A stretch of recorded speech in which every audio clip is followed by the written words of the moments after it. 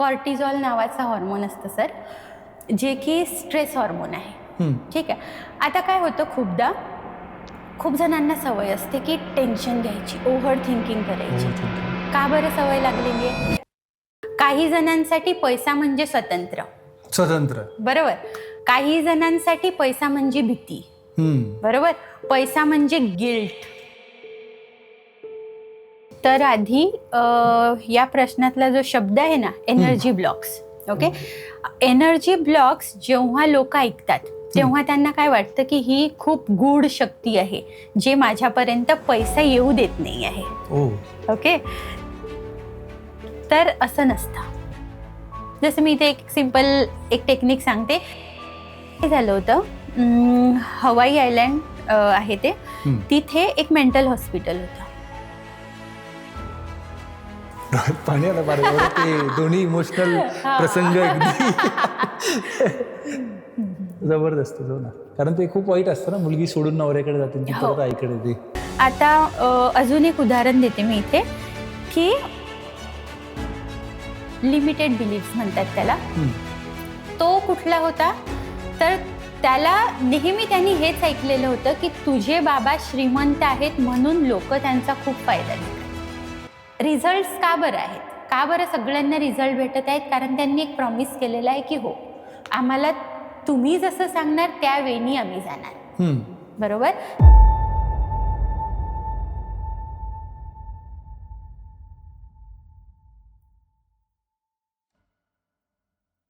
Guys, आजचा podcast तुमचं mindset literally बदलू शकतो, कारण आज आपल्यासोबत आहेत अशा व्यक्ती ज्या हजारो लोकांच्या लाईफमध्ये इमोशनल हिलिंग, मनी मॅनिफेस्टेशन आणि कॉन्फिडन्स ट्रान्सफॉर्मेशन घेऊन आल्या आहेत.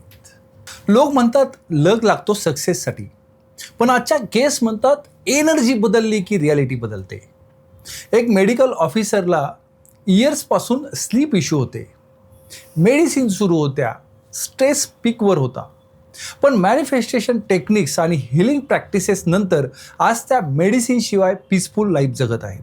मॅमच्या कोचिंगमुळे जर सांगायचं झाला अनुभव, तर एक जबरदस्त एक अनुभव आहे. एका कोचचे 15 ॲडमिशन होत होते आणि मॅमच्या कोचिंग नंतर 15वरनं 50 आणि 50वरनं डायरेक्ट 100 एवढा ट्रिमेंडस रिझल्ट मॅमच्या कोचिंगमध्ये आहे. So today we are going deep into manifestation, law of attraction, energy healing, money blocks, subconscious mind आणि अजून खूप काही आहे मित्रांनो. Please welcome manifestations coach, mind trainer, healer Vishakha Bajare from miracle with Vishakha. Vishakha ma'am, तुमचं कोच किरण पाटील पॉडकास्ट शोमध्ये मनापासून स्वागत आहे. तुमचा बहुमूल्यवान वेळ काढून, तुम्ही वेळात वेळ काढून आज तुम्ही इथे आलात, त्यामुळं thank you very much. Yes Vishakha ma'am, तुमचं खूप स्वागत आहे. खूप सारे पॉडकास्ट घेतो, पण ही आज एवढी एनर्जी मला आली आहे, कारण मॅनिफेस्टेशन आणि खूप जबरदस्त ही एनर्जी आय थिंक तुमचीच आहे. So yes Vishakha ma'am, coach Kiran Patil पॉडकास्टमध्ये तुमचं पुन्हा एकदा स्वागत आहे. थँक्यू सो मच सर की तुम्ही मला इथे बोलवलं आणि आपल्या महाराष्ट्रात सर्वात लोकांना गरज कशाची आहे तर मला वाटतं या कन्सेप्टचीच आहे. अगदी बरोबर. आणि हे खूप मोठा प्लॅटफॉर्म आहे की खूप लोकांपर्यंत आपण पोहोचू शकतो. सो थँक्यू तुम्हाला की तुम्ही मला आज इथे बोलावलं. धन्यवाद, तुम्ही पण वेळात वेळ काढून आल्यात. तर विशाखा मॅम, मॅनिफेस्टेशन आणि हिलिंग फील्डमध्ये येण्यामागे टर्निंग पॉईंट काय होता की जेणेकरून तुम्ही मॅनिफेस्टेशन आणि हिलिंगमध्ये तुम्ही सुरुवात केली आणि ती कशी झाली तेही आम्हाला ऐकायला आवडेल. ओके. तर माझी जर्नी म्हणजे खूप इंटरेस्टिंग आहे. ॲक्च्युली मी कॉलेजला लेक्चरर होती, केमिस्ट्री शिकवत होते मी. त्यानंतर इंटरनॅशनल स्कूलमध्ये काम देखील केलेलं आहे.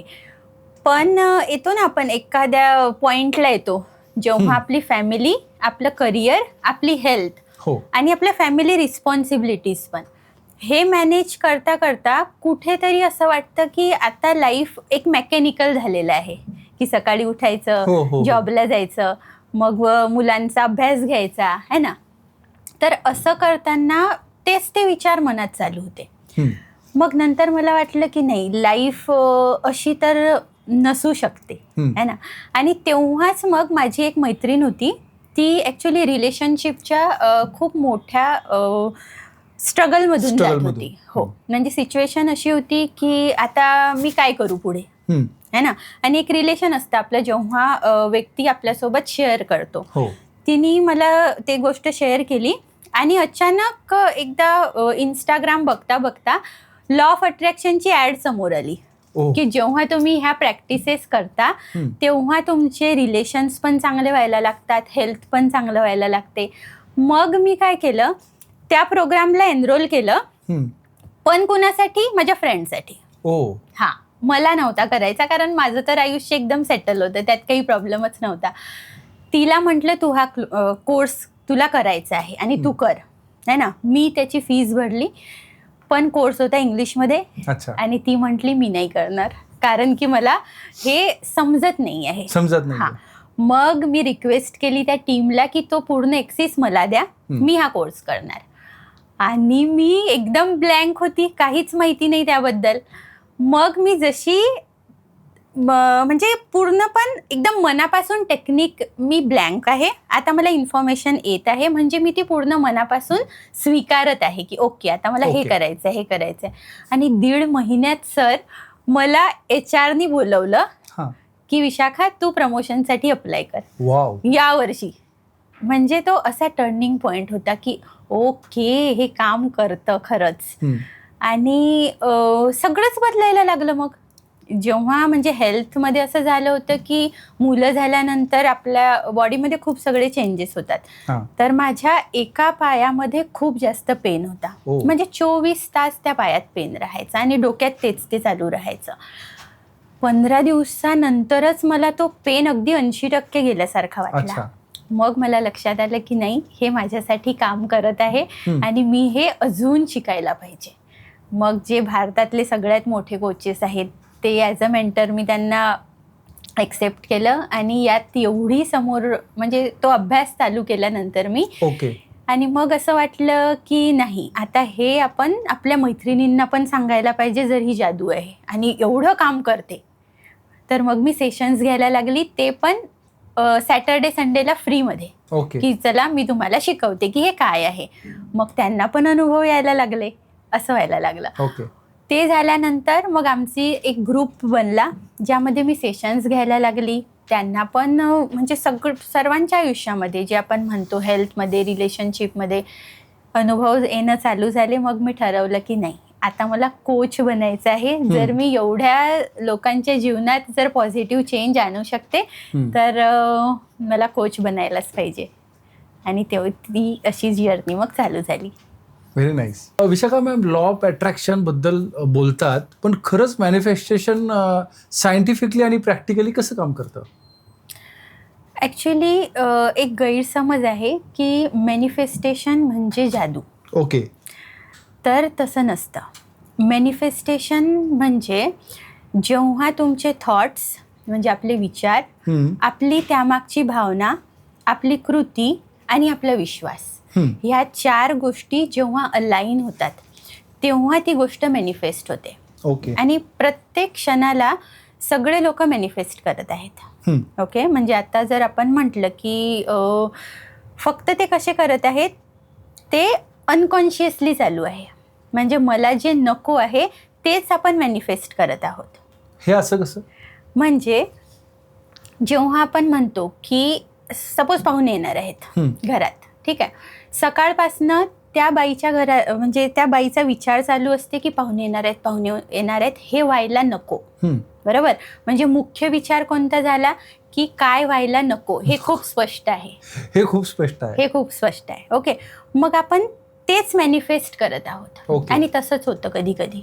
सिलेंडर जाणार घरचं, मुलाची गॅदरिंग आहे, आपल्याला वेळेवर पोहोचायला पाहिजे तर ट्रॅफिक लागणार मध्ये, कारण मुख्य विचार कोणता होता की मी लेट नाही झाली पाहिजे. पण जेव्हा आपण मॅनिफेस्टेशन प्रॉपरली शिकतो तेव्हा आपण मॅनिफेस्टेशन कॉन्शियसली करायला लागतो. तर मॅनिफेस्टेशन म्हणजे मी हेच सांगेल, जेव्हा तुम्ही त्याला एक कन्सेप्ट आहे त्याला म्हणतात FTAB. FTAB. F for your feelings, T for your thoughts, A for your action आणि B फॉर युअर बिलीफ म्हणजे तुमचा विश्वास. आणि ह्या 4 गोष्टी जेव्हा अलाइनमेंटमध्ये येतात तेव्हा तुमची एनर्जी वाढते आणि तेव्हा गोष्टी मॅनिफेस्ट होतात. ओके. ओके. याला जर सायंटिफिकली आपण बोलायला गेलं तर मेंदूमध्ये RAS रेटिक्युलर ॲक्टिवेटिंग सिस्टम नावाचं एक फिल्टरिंग मेकॅनिझम असतं. ओके. ते कसं काम करतं, सपोज एक रेड कार थेअरी आहे, खूप फेमस आहे. ओके. मी तुम्हाला म्हटलं सपोज तुम्हाला एक गाडी घ्यायची आहे. ओके. तुम्ही कलर पण डिसाईड केलेला आहे की मला ही गाडी घ्यायची आहे, हे मॉडेल घ्यायचं आहे. आता तुम्ही रस्त्यावर गेले की तुम्हाला त्या गाड्या खूप दिसायला लागतात. त्याच दिसायला लागतात. बरोबर. ठीक आहे. का बरं? आधी म्हणजे गाड्यांची संख्या वाढली का? नाही. गाड्यांची संख्या नाही वाढली, तुमचा अवेअरनेस वाढला. मला BMW घ्यायची होती त्यावेळेस, मला 2 महिन्यानंतर घ्यायची होती, तर मला रस्त्यावर सगळे ते BMW दिसायचे, व्हाईट रंगाच्याच दिसायचे. बरोबर. याला रेड कार थेअरी म्हटलं जातं ऍक्च्युली. फक्त काय झालं, तुमचा अवेअरनेस वाढला. म्हणजे मेंदूला तुम्ही खूप स्पष्टपणे सांगितलेलं आहे की मला हा कलर पाहिजे, हे मॉडेल पाहिजे. ओके. मग आजूबाजूला असलेल्या संधी तुम्हाला दिसायला लागल्या. बरोबर. मग मॅनिफेस्टेशनमध्ये तसंच होतं. जेव्हा तुम्हाला काय पाहिजे हे स्पष्ट असतं, ठीक आहे, तेव्हा तुमचा मेंदू त्या संधी शोधायला लागतं. ते लोक तुम्हाला भेटायला लागतात, त्या संधी भेटायला लागतात, आणि यालाच मॅनिफेस्टेशन म्हणतात. फंटास्टिक. खूप छान पद्धतीने समजून सांगितलं, अगदी सोप्या भाषेत. विशाखा मॅम, माइंड चेंज न झाल्यामुळे लोकांच्या लाईफमध्ये सर्वात जास्त कोणत्या समस्या निर्माण होतात? ओके. माइंडसेट. करेक्ट. परत घेतो. माइंडसेट चेंज न झाल्यामुळे विशाखा मॅम लोकांच्या आयुष्यामध्ये कोणत्या समस्या उद्भवतात? बरोबर. ओके सर, तर आधी माइंडसेट म्हणजे काय ते आपल्याला समजून घ्यायला पाहिजे. ओके. माइंडसेटमुळे समस्या निर्माण होतात असं नसतं. ओके. त्या परिस्थितीकडे आपण ज्या दृष्टिकोनातून बघतो, ओके, प्रॉब्लेम तिथे असतो. ठीक आहे. आता सपोज मी एक्झाम्पल देते की 2 व्यक्ती आहेत, सेम समस्येत, म्हणजे ते कंडिशनमध्ये ते अडकलेले आहेत. ठीक आहे. एक व्यक्ती असा असेल की जो त्यातून काहीतरी शिकून, ठीक आहे, खूप मोठा होऊन बाहेर पडतो. तर काही मी अपात्रच आहे, माझ्यासोबत नेहमी असंच होतं, मला असेच लोक भेटतात, आणि तो तिथेच राहतो. म्हणजे माइंडसेटमध्ये काय होतं की ज्या तुम्ही स्वतःला स्टोरीज सांगत आहे, काहीतरी मनातल्या मनात तुमच्या स्टोरीज सांगत आहे स्वतःबद्दल. ओके. तर तिथून माइंडसेट चालू होतो. आणि जेव्हा तुम्ही स्वतःला सांगणाऱ्या त्या कथा बदलता ना, तेव्हा तो रिझल्ट चेंज होतो. ठीक आहे. मग इथे समस्या निर्माण होतात, त्या म्हणजे सेल्फ गिल्टपासनं. अच्छा. की स्वतःबद्दल मग कुठल्या स्टोरीज तयार होतात की मी अपात्र आहे, मी अयोग्य आहे, म्हणजे मला नेहमी असेच लोक भेटतात, ओके, जे मला धोका देतील. ठीक आहे. हे झाला एक माइंडसेट. आणि यातून मग पैसा गमावता, नातेसंबंध देखील तुम्ही गमावता, तुमची हेल्थ पण खराब होते, सगळ्या समस्या इथून चालू होतात. पण तुम्ही जर तुमची जुनी आयडेंटिटी सोडून जेव्हा स्वतःला ज्या मनातल्या मनात स्टोरीज सांगत आहे त्या जेव्हा चेंज होतात, तेव्हा तुम्ही त्या परिस्थितीतून खूप मोठे होऊन बाहेर निघता. Many people feel stuck financially. Money येत नाही, ऑपॉर्च्युनिटी येत नाही. यामागे एनर्जी ब्लॉक असू शकतात का विशाखा मॅम? तर आधी या प्रश्नातला जो शब्द आहे ना, energy blocks. Okay. Energy blocks जेव्हा लोक ऐकतात तेव्हा त्यांना काय वाटतं की ही खूप गूढ शक्ती आहे, जे माझ्यापर्यंत पैसा येऊ देत नाही आहे. ओके. तर असं नसतं. एनर्जी ब्लॉक्स म्हणजे काय, प्रत्येक व्यक्तीचं पैशासंबंधीचं आपापलं एक इमोशनल रिलेशनशिप आहे. तुम्ही पण बघितलेलं असेल. ठीक आहे. प्रत्येक व्यक्तीचं आहे पैशासोबतचं. काही जणांसाठी पैसा म्हणजे स्वतंत्र. बरोबर. काही जणांसाठी पैसा म्हणजे भीती. बरोबर. पैसा म्हणजे गिल्ट. ओके. आणि पैसा म्हणजे स्ट्रेस. ठीक आहे. म्हणजे पैशासोबत प्रत्येक व्यक्तीचं एक रिलेशन वेगवेगळं आहे. ठीक आहे. मग आता काय होतं की जेव्हा मनी ब्लॉक्स, म्हणजे तुम्हाला सपोज लहानपणी एक गोष्ट सांगते, एक मुलगा रडत येतो, ठीक आहे, त्याच्या आईजवळ. ओके. आई त्याला शांत करते, तो अभ्यास करायला लागतो. दुसऱ्या दिवशी आई काहीतरी नाराज होऊन आली, रडली आणि त्याच्याजवळ बसली, आणि एक वाक्य आईने म्हटलं ठीक आहे, की तुझ्या बाबांसारखा कधीच बनू नको. ठीक आहे. मग बाबा कसे आहेत, तर बाबांकडे खूप पैसा आहे. ओके, मग बाबांकडे पैसा आहे म्हणून ते नात्याची किंमत करत नाहीत. आईनी मुलाला एक सहज असंच सांगितलं. ठीक आहे. मग आता आई शांत झाली, आई नॉर्मल झाली, सगळं काही बरोबर झालं. पण मुलगा एक 7 वर्षाचा होता, समजा 6-7 वर्षाचा, तेव्हा त्या मुलाच्या सबकॉन्शियस माइंडमध्ये ते बसलं. बरोबर, की ज्याच्याकडे पैसा असतो ते रिलेशनशिप एवढे जास्त टिकू शकत नाहीत किंवा मग ते वाईट असतात. ठीक आहे. मुलगा पण विसरून गेला, सगळं बरोबर झालं, पण तरी तो एक विचार अजूनही त्याच्या डोक्यात आहे, तसाच राहिला.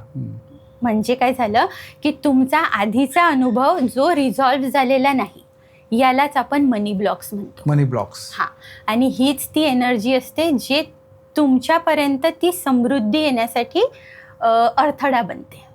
ओके, आणि जेव्हा तुम्ही हे मनी ब्लॉक्स रिलीज करायला लागता, आता रिलीज कसे करायचे, त्यात वेगवेगळ्या टेक्निक्स येतात. ओके, तर ते जेव्हा रिलीज करतो तेव्हा मग आपण अबंडन्ससाठी रेडी होतो. सगळ्यात महत्त्वाचं आहे की तुम्ही स्वतःला रेडी करणं, की मी रिसीव्ह करायसाठी तयार आहे. बरोबर, मॅनिफेस्टेशन इथेच चालू होतं. तुमच्या सेशनमध्ये होओपोनोपोनो हिलिंग बद्दल खूप बोललं जातं. हे नेमकं काय आहे आणि ते लोकांना कसं मदत करतं? ओके, तर होओपोनोपोनोची हिस्ट्री खूप इंटरेस्टिंग आहे. ओके, आजकाल सगळेच त्यावर बोलतात.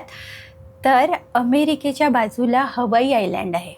ठीक आहे, तिथून ही कला प्रचलित झालेली आहे. ठीक आहे, आणि होओपोनोपोनो याला एक टेक्निक म्हणून नाही बघायचं. होओपोनोपोनो एक कॉन्शियसनेस असतो. ठीक आहे, ज्यामध्ये सगळ्यात महत्त्वाचं वाक्य येतं ते म्हणजे take 100% responsibility of your life. हां, की तुम्ही तुमच्या आयुष्याची 100% जबाबदारी घ्या. म्हणजे बाहेरच्या परिस्थितीमध्ये जे पण काही चालू आहे, ठीक आहे, आज माझ्यासोबत हे चालू आहे कारण माझ्यासोबत बाहेरून ते झालं. ठीक आहे, हे होओपोनोपोनो सांगतच नाही. होओपोनोपोनोमध्ये आहे की ते रिलीज करा. ठीक आहे, जे पण काही घडलेलं आहे, एखाद्या व्यक्तीने तुमच्यासोबत काही वाईट केलेलं आहे, वाईट बोललेलं आहे, तर त्याला तुमच्या स्वतःसाठी आपल्याला माफ करायचं आहे. ठीक आहे.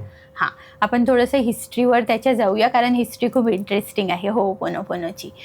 तर काय झालं होतं, हवाई आयलँड आहे ते, तिथे एक मेंटल हॉस्पिटल होतं.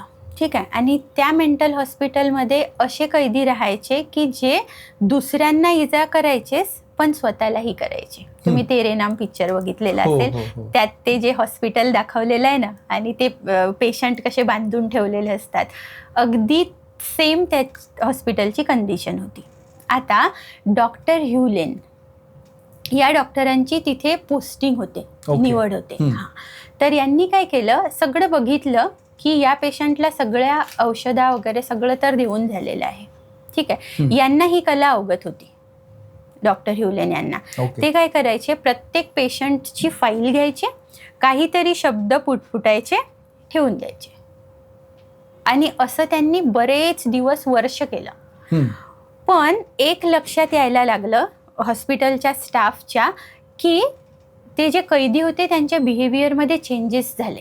म्हणजे आता ते मारत नाहीत. ओके, ते स्वतःला इजा पण करत नाहीत. आणि हळूहळू एक कंडिशन अशी आली की तो वॉर्ड बंद करावा लागला, आणि डॉक्टर कधीही पेशंटला भेटलेले नाहीत. मग आता त्यांनी अशी कुठली टेक्निक केली, तर ती होती होओपोनोपोनो. अच्छा, त्यांचं एक म्हणणं होतं की हे जर पेशंट माझ्या समोर आज आलेले आहेत, म्हणजे माझ्या आतमध्ये अशी कुठली तरी इमोशन आहे जे यांच्यासोबत कनेक्ट होते. मग ते फाईल वाचून ज्या इमोशन्स बाहेर यायच्या ते स्वतःच हील करायचे, स्वतःला हील करायचे ते. अच्छा, हां, होओपोनोपोनोमध्ये म्हटलं जातं की आपण स्वतःबरोबरच दुसऱ्याला पण बदलू शकतो, कारण आपण स्वतःची जेव्हा एनर्जी बदलतो तेव्हा दुसऱ्याचं बिहेवियर पण बदलायला लागतं. तर अशी ती टेक्निक आहे. होओपोनोपोनो खूप पॉवरफुल आहे. हे आपण रिलेशनशिपसाठी करू शकतो, करिअर, ज्याला आपण HRCM बिझनेससाठी पण करू शकतो. सगळ्यांसाठी. बिझनेस कशात येतं सर? करिअरमध्ये 4च असतात आपले क्षेत्र: हेल्थ, करिअर, रिलेशनशिप आणि मनी. ओके. सगळ्यांना प्रॉब्लेम आहेत फक्त या 4 क्षेत्रामध्ये. आणि हे सगळे होओपोनोपोनो काय करतं? ते बर्डन रिलीज करायला मदत करतं. अच्छा. म्हणजे भूतकाळात जे पण झालेलं आहे त्याचं ओझं खाली ठेवा, पण त्याचा तणाव नाही घ्यायचा, ते प्रेमाने खाली ठेवायचं. हे होओपोनोपोनो करतं. खूप छान. हां. सबकॉन्शियस माइंड रिप्रोग्रॅमिंग एक्झॅक्टली काय? ओके. जसं आपण आता एका लहान मुलाचं उदाहरण घेतलं होतं, बरोबर? आणि जे रिप्रोग्रामिंग असतं ना सर, ते वयाच्या 0 ते 7 हे जे वर्ष असतात ना, ते खूप जास्त महत्त्वाचे असतात. की आपण मुलांसमोर कुठल्या भाषेत बोलतो, कुठल्या म्हणजे त्यांनी विचारलेल्या प्रश्नाचं आपण उत्तर काय देतो. ओके. आपण नकळत मुलांसमोर खूप काही बोलून देतो. खूप बरोबर. 7 वर्षापर्यंत तर खूपच म्हणजे ते बोलल्या जातं. तेव्हा ते कुठेतरी त्यांचा तो विश्वास बनून जातो. ओके. ठीक आहे. आता अजून एक उदाहरण देते मी इथे, की जे माझ्या मेंटरनी मला सांगितलं होतं. त्यांनी सांगितलं होतं की त्यांचा एक स्टुडंट होता, ठीक आहे, घरचा खूप रिच, ओके, जे जमीनदार वगैरे म्हणतात तसं ते होतं. आणि मग तो जेव्हा कॉलेज झालं, नोकरी पण लागली, पण पैसे जमा नाहीत होत आहेत. ओके. की मेंटरला त्यांनी विचारलं की माझे पैसे जमाच नाही होत आहे, तू म्हणजे मी काहीही करू, काहीतरी असा खर्च येतो की जिथं माझं सेविंग पूर्ण द्यावं लागतं मला. हो, असं. तर मग जेव्हा ते सेशन्स झाले त्यांचे आणि जेव्हा डीप डिस्कशनमध्ये गेले ना, तेव्हा माहिती पडलं की त्याचा एक लिमिटेड बिलीफ्स म्हणतात त्याला, तो कुठला होता? तर त्याला नेहमी त्यांनी हेच ऐकलेलं होतं की तुझे बाबा श्रीमंत आहेत म्हणून लोक त्यांचा खूप फायदा घेतात. मग त्याच्या मनात कुठला विश्वास तयार झाला की बेटर वे की मी श्रीमंत होणारच नाही, कारण लोक फायदा घेतात. बरोबर. म्हणून आणि तो विश्वास मनात एवढा डीप मध्ये जातो की मग आपल्याला सर्कमस्टन्सेस पण तसेच येतात. ओके. ओके. तर हे जे आहे सबकॉन्शियस रिप्रोग्रामिंग ज्याला म्हणतात, आता हे कसं चेंज करायचं ते खूप महत्त्वाचं असतं. तर यामध्ये आपण पॉवरफुल व्हिज्युअलायझेशन करू शकतो. देन EFT सारख्या पॉवरफुल टेक्निक्स पण येतात तिथे. हे आपल्या कोर्समध्ये आहे. हो, हे सगळं. ओके. आणि याची एक योग्य वेळ असते, एक तर एकदम सकाळी किंवा एकदम रात्री. कारण की सकाळी उठल्याबरोबर आपण एका पीसफुल स्टेटमध्ये असतो. ओके. एकदम शांत असतो. ठीक आहे. पण आजकाल आपण काय करतो? सकाळी उठल्याबरोबर मोबाईल नोटिफिकेशन्स चेक करतो. ओके. ईमेल असू दे, आणि संध्याकाळी पण. सकाळी जेव्हा उठल्याबरोबर आपण मोबाईल चेक करतो ना सर, तेव्हा सोशल मीडियामध्ये एवढे डिस्ट्रॅक्शन्स आहेत आणि आपण सकाळी म्हणजे फीड करत आहे. हां. कारण की व्हॉट्सअप स्टेटस बघा तुम्ही, लगेच कंपॅरिझन चालू होतं. कोणी व्हॅकेशनवर दिसलं ना आपल्याला की आपल्याला पण वाटतं, आणि कुठेतरी दिवसात आपण आपल्या पार्टनरला बोलून पण दाखवतो की आपण कधी जाणार. बरोबर. हां. तर तो जो पहिला अर्धा तास म्हणा की 1 तास म्हणा, तो स्वतःशी कनेक्ट राहण्यासाठी खूप महत्त्वाचा असतो. आणि म्हणूनच माझ्या क्लासेसचे टायमिंग नेहमी एकदम सकाळी 5:15, 5:30 किंवा रात्री 9:30 नंतर असतात. कारण की ते जेव्हा आपण मॅनिफेस्टेशनच्या प्रॅक्टिसेस या वेळेला करतो तेव्हा मॅनिफेस्टेशन खूप लवकर होतं आणि ते काम करतं. निगेटिव्ह थॉट्स सतत येत असतील तर त्यातून बाहेर पडण्यासाठी डेली कोणत्या हॅबिट्स उपयोगी पडतात? ओके. तर आता निगेटिव्ह थॉट्सबद्दल आपण बोलूया. निगेटिव्ह थॉट्स येतात, ठीक आहे. आता विचार ढगांसारखे असतात, ते येतात आणि जातात. पण कुठल्या विचाराला मी सत्य मानणार हे सर्वस्वी माझ्यावर असतं. बरोबर. हे मान्य आहे की कुठला विचार मी पकडायचा, त्याला सत्य मानायचं, आणि मग त्यावर मी म्हणजे इमोशन पण अटॅच करतो मग आपण कधी कधी त्याच्यासोबत. ठीक आहे. तर इथूनच निगेटिव्ह थिंकिंगची सुरुवात होते. ओके. ज्या व्यक्तीला कुठला विचार निवडायचा हे कळालं, तो निगेटिव्ह थिंकिंगपासून दूर राहू शकतो. फक्त आपल्याला गरज आहे की मला कुठल्या विचाराला निवडायचं आणि कुठल्या विचारावर इमोशन म्हणजे भावना त्यात टाकायची. काही बघा ना, म्हणजे तुम्ही म्हणजे काहीच झालेलं नसतं, सकाळी उठतात आणि माहिती नाही मला आज का बरं नाही वाटत. खूपदा आपण हे ऐकलेलं आहे. ठीक आहे, झालेलं काहीच नाही. कोणी पण विचारलं की नाही आज मला बरंच नाही वाटत आहे आणि सगळं व्यवस्थित असतं. आता मला सांगा, एखादी व्यक्ती आजारी आहे, ठीक आहे, कोणासोबत बोलत नाही आहे, पडलेली आहे, तिथं जर भूकंप आला तर ती व्यक्ती पूर्ण एनर्जीनी अगदी उठून पडेल ती, म्हणजे आहे ना, म्हणजे एनर्जी आहे. पण तुम्ही माइंडमध्ये तुम्हाला स्वतःलाच काय सांगत आहे यावर सगळं डिपेंड आहे. सही. आणि सगळ्यात महत्त्वाचं म्हणजे इमोशन्स, तुमच्या भावनावर काम करायला पाहिजे. एखाद्या विचाराच्या मागं तुम्ही ती इमोशन टाकता आणि ती इमोशन एवढी स्वतःमध्ये ड्वेल करता अगदी की मग त्याचा आपल्या हेल्थवर परिणाम व्हायला लागतो. ठीक आहे, कॉर्टिझॉल नावाचा हॉर्मोन असतं सर, जे की स्ट्रेस हॉर्मोन आहे. ठीक आहे, आता काय होतं, खूप जणांना सवय असते की टेन्शन घ्यायची, ओव्हर थिंकिंग करायची. का बरं सवय लागलेली आहे? कारण की तुमच्या बॉडीतल्या सेल्सला, पेशींना सवय लागलेली आहे स्ट्रेसची. मग काही कारण पण नसतं स्ट्रेस घ्यायचं, तरी पण आपला माइंड शोधत असतं की मी कशाचा स्ट्रेस घेऊ शकतो. कारण की त्या पेशीचं अन्न बनलेलं आहे कॉर्टिझॉल.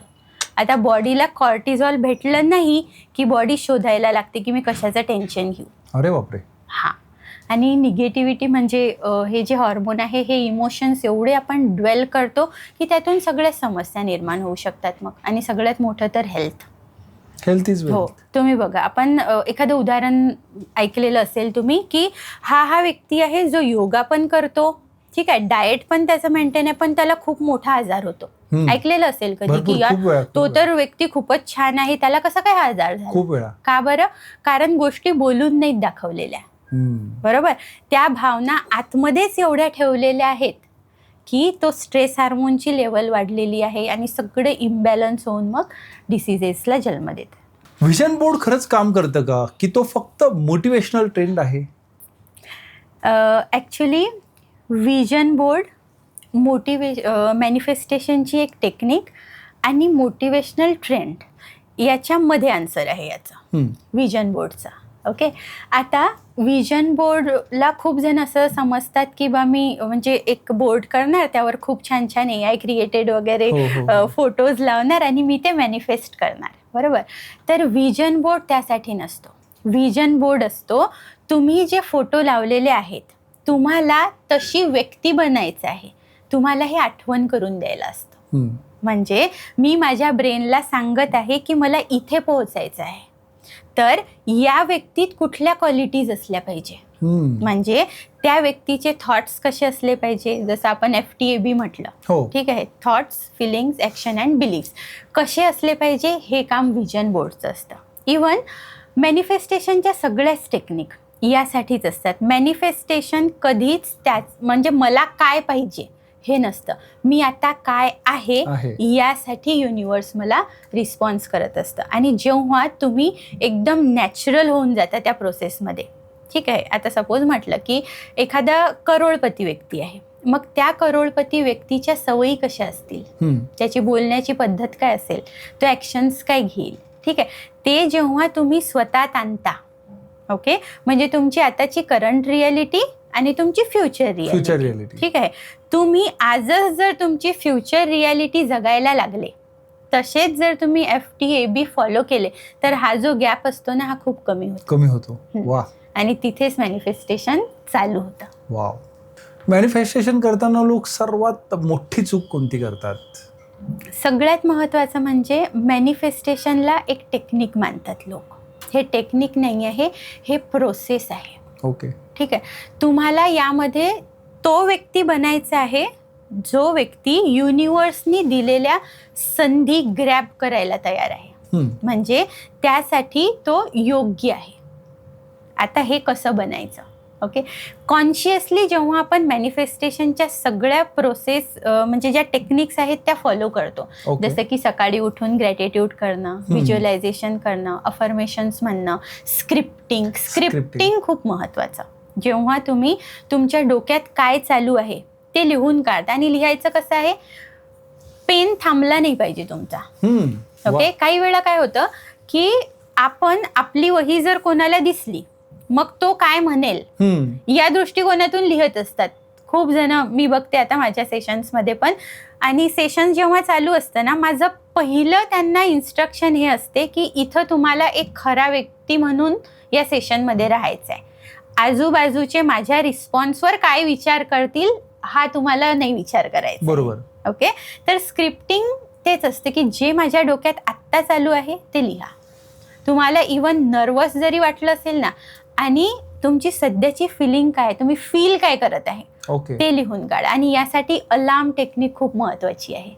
अलार्म टेक्निकमध्ये काय असतं, मी माझ्या स्टुडंट्सला सांगत असते की 2-2 तासाचे अलार्म लावायचे सकाळपासून. आणि सपोज 8 वाजता लावला, चेक करायचं की सध्या माझी इमोशन काय आहे, मी कुठल्या भावनेत आहे सध्या. मग 10 वाजता लावायचा. ओके. 8 वाजता जर तुम्हाला फ्रेश फील होत आहे ना, सेलिब्रेट करायचं, गाणं लावायचं, डान्स करायचा.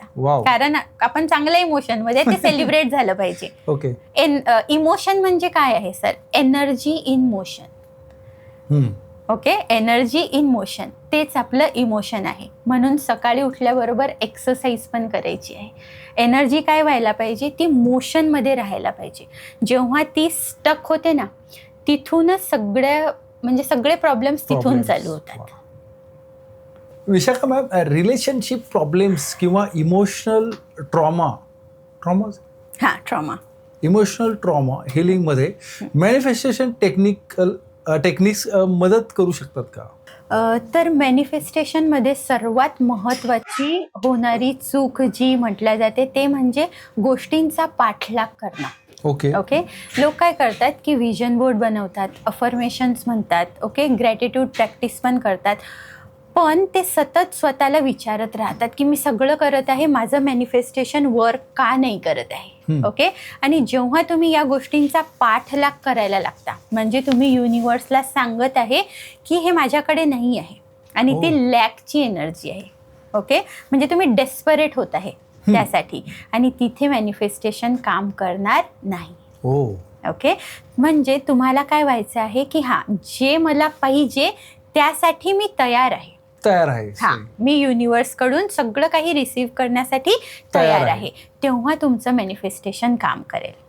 तर सगळ्यात महत्त्वाची चूक म्हणजे त्याचा पाठलाग करू नका. कधी होईल, काय होईल, कसं होईल नाही, प्रोसेस आहे त्यावर सोडून देते. सही. विशाखा मॅम, रिलेशनशिप प्रॉब्लेम्स किंवा इमोशनल ट्रॉमा हिलिंगमध्ये मॅनिफेस्टेशन टेक्निक मदत करू शकतात का? हो, मी सांगेल की मॅनिफेस्टेशन टेक्निक्स नक्कीच मदत करू शकतात. पण यामध्ये काय असतं ना, आधी आपल्याला एक छोटासा डिफरन्स इथे समजून घेण्याची गरज आहे. ते म्हणजे लोक काय करतात, आतमध्ये अनरिझॉल्व ट्रॉमा जो आहे की कोणासोबत काहीतरी घटना घडून गेलेली आहे, ठीक आहे, मग आपण काय करतो, त्याच गोष्टीवर परत परत परत परत विचार करायला लागतो, आणि आपल्या ब्रेनला नाही समजत की ती गोष्ट भूतकाळात होऊन गेलेली आहे. नाही, तुम्ही त्या गोष्टीचा जेव्हा विचार करता आणि तुम्ही त्यात भावना पण टाकता, म्हणजे फील करतात, अगदी 10 वर्ष आधी असू द्या, 4 वर्ष आधी असू द्या, 2 वर्ष आधी असू द्या, तुम्ही आजही त्या गोष्टीचा काय करत आहे, विचार करत आहे, आणि तेवढ्याच इंटेन्सिटीने करत आहे. तर ब्रेनला काय वाटतं, ती गोष्ट आत्ता घडत आहे. आणि स्ट्रेस हॉर्मोन कॉर्टिझॉल, जसं मी सांगितलं, तिथे सिक्रेट व्हायला सुरुवात होतं, आणि संपूर्ण शरीरात देखील बघा ना, बॉडी पण श्रिंक व्हायला लागते. कधी कधी टेन्शनमध्ये गेलं की बॉडी सुद्धा श्रिंक होते. म्हणजे माइंडला तर तुम्ही त्रास देतच आहे, पण शरीराला पण देत आहे. आणि मग यावर काय करतात की या पेनवर मग पॉझिटिव्ह थिंकिंगचं आवरण घालतात लोक, की नाही आता मला पॉझिटिव्ह राहायचं आहे, आता मला पॉझिटिव्ह राहायचं आहे. ओके. तर तेव्हा लॉ ऑफ अट्रॅक्शन तुमच्यासाठी काम करणार नाही. सगळ्यात महत्त्वाचं म्हणजे तुम्हाला तुमचा स्वतःचा आवाज काय सांगतोय ते बघणं महत्त्वाचं आहे. तुम्ही बघा ना, आपण मनातल्या मनात 2 कॅरेक्टर निभावत असतो. एक असतो ज्याचे विचार येतात आणि एक असतो जो आपल्याला नेहमी सांगत असतो की हा विचार चुकीचा आहे, हा विचार बरोबर आहे. असे 2 कॅरेक्टर असतात. ओके, एक ऑब्झर्वर असतो आणि एक विचार करणारा असतो. बरोबर आहे. तर यामध्ये तुम्ही जेव्हा स्वतःचं ऐकायला लागता की आज माझं मन मला काय सांगत आहे, ठीक आहे, तिथूनच आपली एनर्जी बदलायला सुरुवात होते. ओके. आणि रिलेशनशिप चांगले व्हायला लागतात जेव्हा तुम्ही सपोज एक माझी स्टुडंट होती. ओके. त्यांना 4 ते 5 वर्षाचा मुलगा होता. हजबंडसोबत काहीतरी वाद झाला, आईकडे निघून आली आणि ती एवढी ट्रॉमामध्ये गेली होती की तिची लँग्वेज फक्त एकच की विशाखा आता मला फक्त सुसाईड करावं. हो, कारण की आई बाबा सपोर्ट करत होते, ठीक आहे, पण एक असतं ना जेव्हा वय होतं, ठीक आहे, ते म्हणतो ना आपण की वयात आलेले लहान मुलांसारखे असतात ते. ओके, तर ती चिडचिड प्लस ती highly educated, okay, post graduate झालेली. तर ती म्हणायची की मी लेक्चरर आहे आणि माझं आयुष्य काय झालं आहे सध्या, ठीक आहे, आणि हजबंडबद्दल नेहमी निगेटिव्ह. मग जेव्हा मी तिच्यासोबत कॉल घेतला आणि तिला म्हटलं की त्या व्यक्तीसोबत तू कधीच कुठलेच पॉझिटिव्ह क्षण अनुभवलेच नाहीत का, तर म्हटली हां. मग तिला म्हटलं की लिहून काढायचं की त्या व्यक्तीत कुठल्या पॉझिटिव्ह क्वालिटीज आहेत.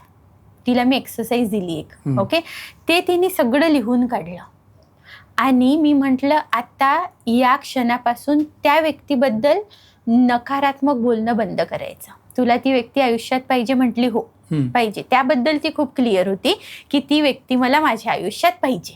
ओके, मग आता पाहिजे, तू म्हणणार की चांगली पण आहे, मग झालं काय, ओके, अडलं कुठे.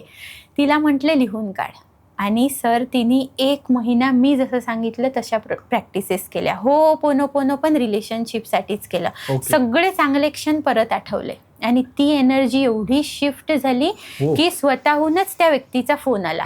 क्या बात आहे. हां, की मी आज आपण भेटूया, मी आज घरी येतो. म्हणजे जे रिलेशन अगदी तुटण्यावर होतं की तुटणार आता, ते रिलेशन फक्त एनर्जीवर काम केल्यामुळे एवढं बरोबर झालं.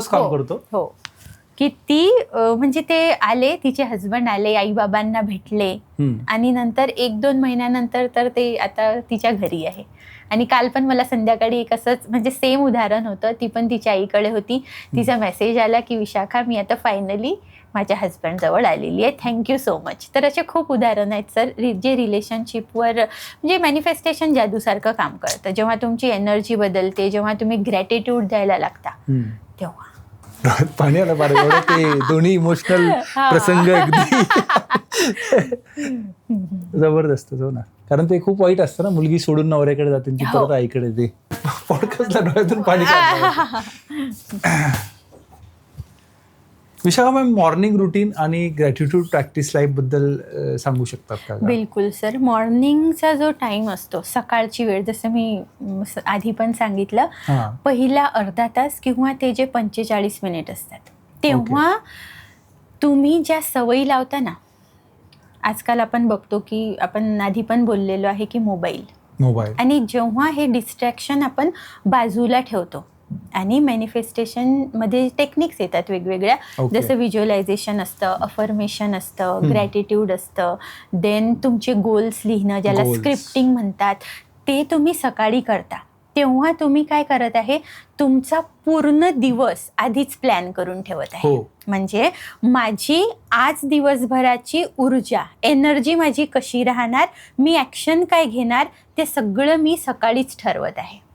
आणि खूप जणी मी बघते, मी आता जसं सांगितलं तुम्हाला की मी एका इंटरनॅशनल स्कूलमध्ये जॉब करत होती, मी बघितलेलं आहे सर, 7:30 वाजता आम्ही जेव्हा स्कूल बसमध्ये जायचो, ठीक आहे, तेव्हा बहुतेक बायकांची हीच लँग्वेज असायची की अरे यार अब स्कूल में जाके ये करना है, अरे यार वो करना है.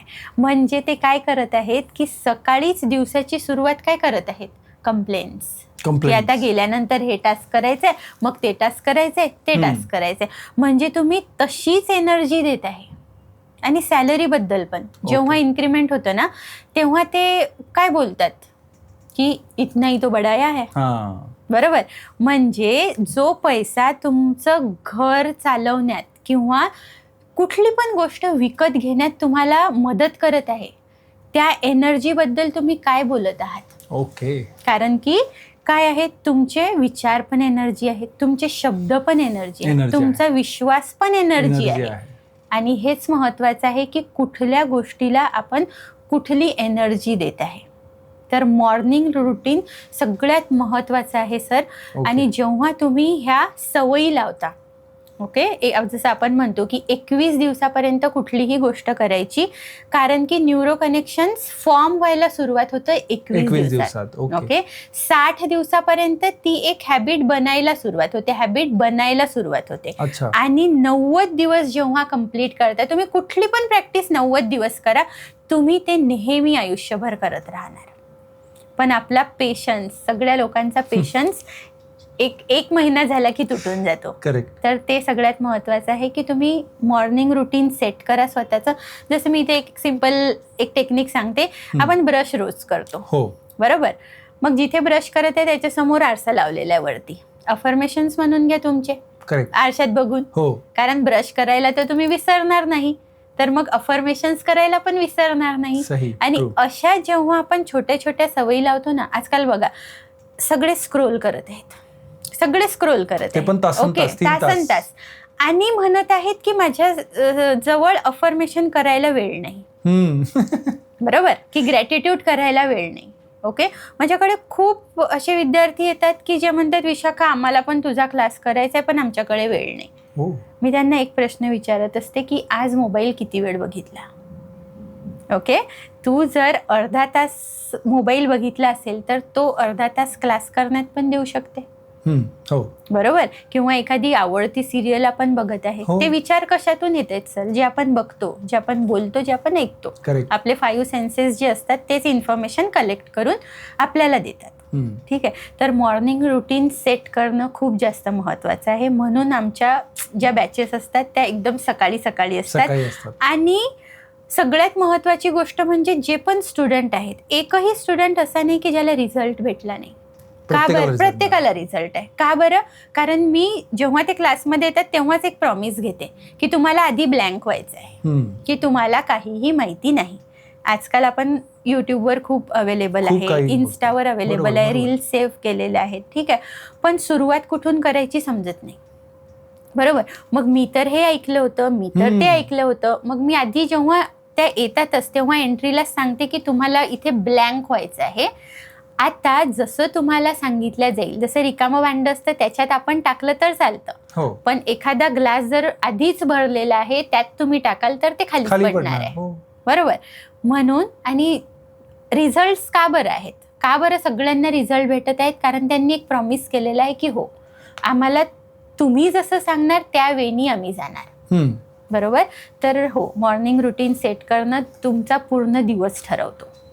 आजकाल एन्झायटी, स्ट्रेस आणि ओव्हर थिंकिंग खूप वाढलं आहे. अशा लोकांनी सुरुवात कुठून करावी? हां सर, तर एन्झायटी, स्ट्रेस आणि ओव्हर थिंकिंग, मी असं म्हणेल की आजकाल हा जीवनशैलीचा भाग बनलेला आहे. कारण तुम्ही कोणाला पण बघा, सहज अगदी म्हणून टाकतात की मी खूप ओव्हर थिंकिंग करते. ओके. आणि ते म्हणून म्हणून म्हणून म्हणून ती स्वतःची रियालिटी बनवतात. बरोबर. कारण की खूप जणांना हेच समजत नाही की त्यांचे ते जे शब्द वापरत आहेत ना स्वतःबद्दल, ते शब्द देखील एक ऊर्जा आहेत. आणि तुमचा मेंदू कुठेतरी ते एक्सेप्ट करत आहे की हा हीच माझी रियालिटी आहे. ओके. की मी टेन्शन घेते, मी टेन्शन घेते, मी टेन्शन घेते. ओके.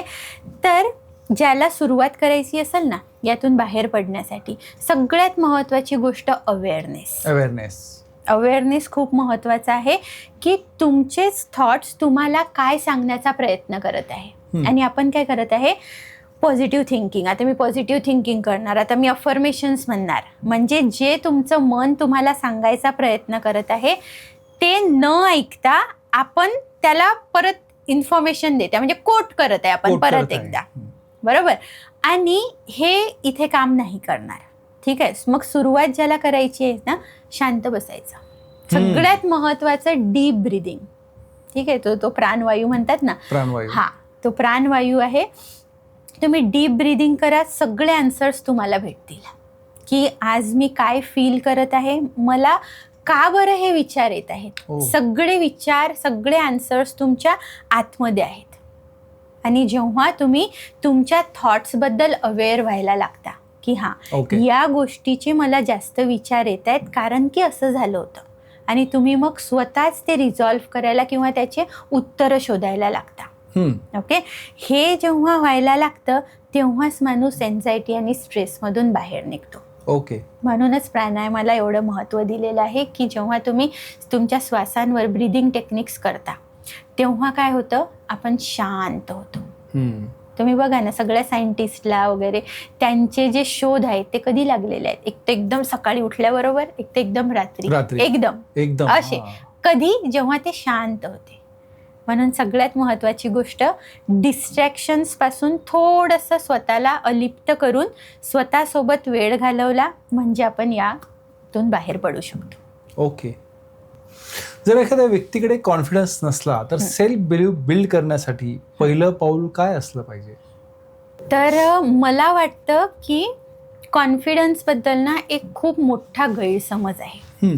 म्हणजे लोक काय म्हणतात की मी कॉन्फिडंट बनेल आणि नंतर मग मी कृती करणार. ओके, बरोबर. म्हणजे ते वाटच बघत आहेत वर्षानुवर्ष की आता माझ्यात कॉन्फिडन्स येईल आणि मग मी ती गोष्ट करेल. पण कॉन्फिडन्स कुठून येतो, तर तो कृतीतून येतो. बरोबर. म्हणजे आधी तुम्ही छोटीशी ॲक्शन घेऊन बघा, तुम्हाला किती छान वाटतं. आणि ते जे फिलिंग आहे ना छान वाटण्याची, ते म्हणजे काय आहे, तर तुमचा कॉन्फिडन्स आहे. बरोबर. म्हणून मी इथे सजेस्ट करेल की ज्यांना पण कॉन्फिडन्स बिल्ड करायचा आहे, छोट्या छोट्या गोष्टीतून स्वतःला चॅलेंज करून बघा. आणि अशा गोष्टी करून बघा ज्या तुमच्यासाठी अनकम्फर्टेबल आहेत. बरोबर. म्हणजे सपोज माझ्या जॉबच्या ठिकाणी एखादा सेमिनार चालू आहे, ठीक आहे. आता आधीच माझी बॉडी श्रिंक होते कारण की मला शाळेत कोणीतरी असं सांगितलेलं आहे की तू काय बोलली, बरोबर, असं नकळत म्हटलेलं आहे ते की ठीक आहे तू समोर गेली पण तुझं हे चुकलं होतं, बरं आहे ना. आता तो विश्वास बनलेला आहे की मला 4 चौघांमध्ये बोलता येत नाही. मग क्वेश्चन कधी पण जेव्हा सर विचारायचे ना, सपोज शाळेत खूप जणांसोबत असं होतं, तेव्हा आपण काय करतो, इकडे तिकडे बघायला लागतो. का बरं, तर मला नाही विचारलं पाहिजे. बरोबर आहे. कारण तो विश्वास बनलेला आहे ना की मला सर्वांसमोर नाही बोलता येत. बरोबर. मग ही काय झाली, ही माझ्यासाठी अनकम्फर्टेबल गोष्ट झाली. जेव्हा माझा मेंदू सर्व्हायवल मोडमध्ये जातो. ओके. सर्व्हायवल मोड काय असतं, जिथे तुमचा ॲम्बिग्डाला जास्त सक्रिय होत असतो. ओके. आणि मग काय करतो, तो तुम्हाला सगळे पॉसिबल धोके सांगायला लागतो. नाही, हे नको करू, हे असं होऊ शकतं, ते नको करू, ते तसं होऊ शकतं.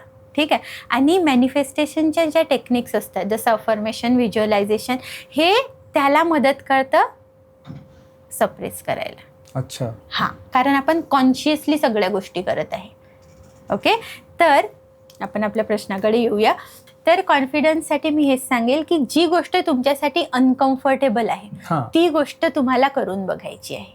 जसं की सेमिनार चालू आहे, काहीतरी आन्सर द्यायचं आहे, हात वर करा, आन्सर द्या. कारण ती अनकम्फर्टेबल होती, पण आज तुम्ही ते केली म्हणजे तुमच्यात तो कॉन्फिडन्स आहे. छोट्या छोट्या गोष्टीपासून आपल्याला चालू करायचं आहे. Very nice. ओके. तर कॉन्फिडन्स बिल्ड करायसाठी सगळ्यात महत्वाचं म्हणजे कृती. वाट नका बघू की माझा कॉन्फिडन्स वाढेल नंतर मी हे करणार. नाही, आधी तुम्हाला कृती घ्यायची आहे, नंतर तुमचा आत्मविश्वास वाढणार आहे. पुढचा प्रश्न विचारतो, पण ते मला आता आठवलं, सांगतो. ते सेमिनार जो केला होता मी, तर त्यात त्या पूर्ण सेमिनार मध्ये तो उदाहरण झाला का, तो ट्रेनर सांगायचा की वर्ड्स नाही, थॉट्स, वर्ड्स, ऍक्शन. बरोबर. थॉट्स, वर्ड्स, ऍक्शन पूर्ण सेमिनार मध्ये होतं. करेक्ट. एका सेंटेन्सेस मध्ये सांगायचं झालं विशाखा मॅम, तर मॅनिफेस्टेशनचा खरा सिक्रेट काय आहे? मॅनिफेस्टेशनला तुम्ही एक टेक्निक न बघता मला ती व्यक्ती बनायचं आहे जी समृद्धी स्वीकारण्यासाठी तयार आहे. वाह. आणि याला नॅचरल बनवायचं आहे. म्हणजे त्या व्यक्तीसाठी ती प्रोसेस एकदम नॅचरल आहे. ओके. हेच म्हणजे मॅनिफेस्टेशन आहे सर. मला आणि पूर्ण आपल्या ऑडियन्सलाही ऐकायला नक्की आवडेल की हे खूप म्हणजे चांगल्या जणांना जमत नाही की ओव्हर थिंकिंग करणं थांबवणं, स्क्रोलिंग करणं किंवा पॉझिटिव्ह. बरोबर. तर हे आम्हाला नक्की ऐकायला आवडेल की विशाखा बजारे यांचं नक्की दैनंदिन शेड्यूल कसं असतं ते स्वतःला कसं मॅनिफेस्ट करून कसं एकदम हाय एनर्जीमध्ये ठेवता? मी जसं सांगितलं की मॉर्निंगचे तुमचे ते 40 मिनिट, सकाळी उठल्याबरोबरचे 40 मिनिट. ओके. तुम्ही जेव्हा सेल्फ अवेअरनेसमध्ये जाता ना, तेव्हा तो वेळ तुमची पूर्ण दिवसाची एनर्जी ठरवत असतो. ओके. हां, तर मी जसं सांगते की सकाळी उठल्याबरोबर सगळ्यात आधी ग्रॅटिट्यूड. ग्रॅटिट्यूड सारखी हाय एनर्जी नाही आहे कशातच. आणि रॅन्डम ग्रॅटिट्यूड. सकाळी उठले, वरती फॅन दिसला, थँक्यू म्हणा. ओके, कारण त्या हवेसाठी. ओके, आज आपण एका चांगल्या एसीच्या रूममध्ये झोपतोय त्यासाठी थँक्यू म्हणा. रॅन्डम ग्रॅटिट्यूड करायचे सकाळी उठल्याबरोबर. म्हणजे तुम्ही काय आहे की समोर खूप जण असं करतात की माझा दिवस चालू होऊन जातो त्यांचा. ओके, पण एनर्जी कुठली असते? टास्क कंप्लीट करण्याची. बरोबर. आणि आपण जेव्हा ग्रॅटिट्यूड प्रॅक्टिस करतो, ठीक आहे, तेव्हा आपल्याला समजतं की ओके, माझ्याजवळ हे सगळं काही आहे आणि मी आजपर्यंत कुठे गुंतलेली होती जे माझ्याकडे नाही आहे. बरोबर. म्हणजे तेच सिग्नल मी पाठवत होते आजपर्यंत युनिव्हर्सला. ओके. आणि जेव्हा आपण त्या ग्रॅटिट्यूडच्या फ्रिक्वेन्सीमध्ये येतो, त्या एनर्जीमध्ये येतो, तेव्हा आपल्या आयुष्यातले असे जे क्षेत्र आहे जिथे आपण स्ट्रगल करत आहे ते सुद्धा बरोबर व्हायला लागतं. म्हणजे आपल्याजवळ जे आहे, तर सगळ्यात आधी उठल्याबरोबर ग्रॅटिट्यूड प्रॅक्टिस ते ठरवणार आहे तुमचा पूर्ण दिवस कसा जाणार. वा. येस विशाखा मॅम, आता एक काही रॅपिड फायर प्रश्न आहे ज्याची उत्तरं तुम्हाला एका शब्दात द्यायची आहे. अच्छा. ओके. मॅनिफेस्टेशन की रिलेशनशिप मॅनिफेस्टेशन? Relationship manifestation. तर रिलेशनशिप कोणासोबत? स्वतःसोबत. जेव्हा स्वतःसोबत तुम्ही रिलेशन बरोबर करता तेव्हा समृद्धी फक्त पैशाबद्दलच नाही, समृद्धी सगळ्या क्षेत्रांमध्ये यायला लागते. बरोबर. One powerful daily habit? Gratitude, जसं मी सांगितलं. मॉर्निंग अफर्मेशन की night visualisation? Night visualisation. One book that changed your mindset? Breaking the habits of being yourself by Joe Dispenza. Okay. If you could remove one negative emotion from people forever, what will it be? अपात्र असल्याची भावना लोकांमधली, की मी अपात्र आहे, अयोग्य आहे, ही जी भावना आहे ही मी remove करेन. Guys, आजच्या पॉडकास्टमधून एक गोष्ट क्लिअर झाली. आपलं रिअलिटी बदलण्यापूर्वी आपल्याला आपली एनर्जी बदलावी लागते. सेल्फ डाऊटपासून सेल्फ बिलीव्हपर्यंतचा प्रवास हा बाहेरचा नाही तर तो आतला आहे. And as Vishakha ma'am sed, miracle happen when believe energy and actions comes together. जर हा पॉडकास्ट तुम्हाला व्हॅल्युएबल वाटला असेल तर तो जरूर शेअर करा त्या व्यक्तीसोबत ज्याला सध्या होप, हिलिंग किंवा पॉझिटिव्ह ट्रान्सफॉर्मेशनची गरज आहे. विशाखा मॅमचे manifestation master class, magical minds programme, Ho'oponopono healing session याबद्दल माहिती हवी असेल तर डिस्क्रिप्शनमधल्या लिंक्स आणि इंस्टाग्रामवर जरूर चेक करा. त्यांचं इंस्टाग्राम हँडल आहे miracles with Vishakha, YouTube handle आहे मिरॅकल्स विथ विशाखा. मित्रांनो, चॅनलला लाईक करा, कमेंट करा, सबस्क्राईब करा. स्वस्थ राहा, मस्त राहा, काळजी घ्या तुमची आणि तुमच्या कुटुंबाची. And yes, miracles are possible for you too. भेटूया पुढच्या पॉडकास्टमध्ये. जय हिंद.